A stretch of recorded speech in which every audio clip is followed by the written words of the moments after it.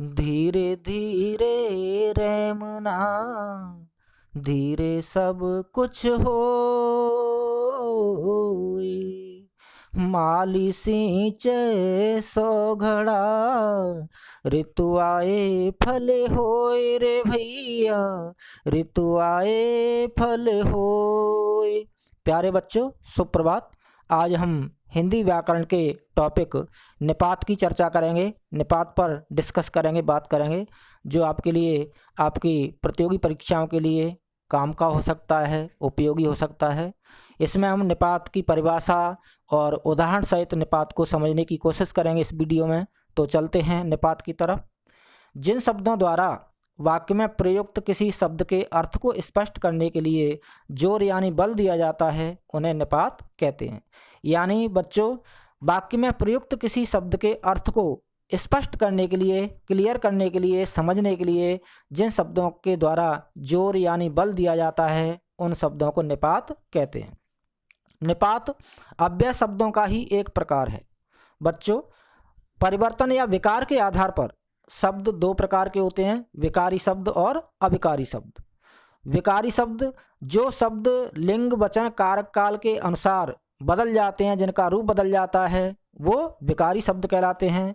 और जो शब्द लिंग वचन कारक काल इत्यादि के आधार पर नहीं बदलते हैं, जो हमेशा एक जैसे रहते हैं, जिनका रूप बदलता नहीं है लिंग वचन कारक काल के अनुसार, तो ऐसे शब्दों को अविकारी शब्द कहते हैं।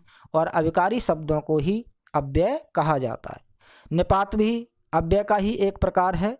तो निपात यानी जिन शब्दों के द्वारा वाक्य में प्रयुक्त किसी शब्द के अर्थ को स्पष्ट करने के लिए जोर दिया जाता है, बल दिया जाता है, उन शब्दों को निपात कहते हैं। अब चलते हैं निपात के उदाहरण, यानी उदाहरण के साथ, एग्जाम्पल के साथ निपात को समझने की कोशिश करते हैं। जैसे मैं कल जयपुर तक गया था। इसमें जो तक शब्द है, अंडरलाइन किया हुआ है, तक निपात शब्द है, जिसके द्वारा जयपुर पर बल दिया जा रहा है, जयपुर पर जोर दिया जा रहा है, और जिससे अर्थ निकल रहा है कि यानी केवल और केवल मैं जयपुर तक गया था, जयपुर से पहले नहीं और जयपुर से आगे नहीं। मैं कल जयपुर तक गया था।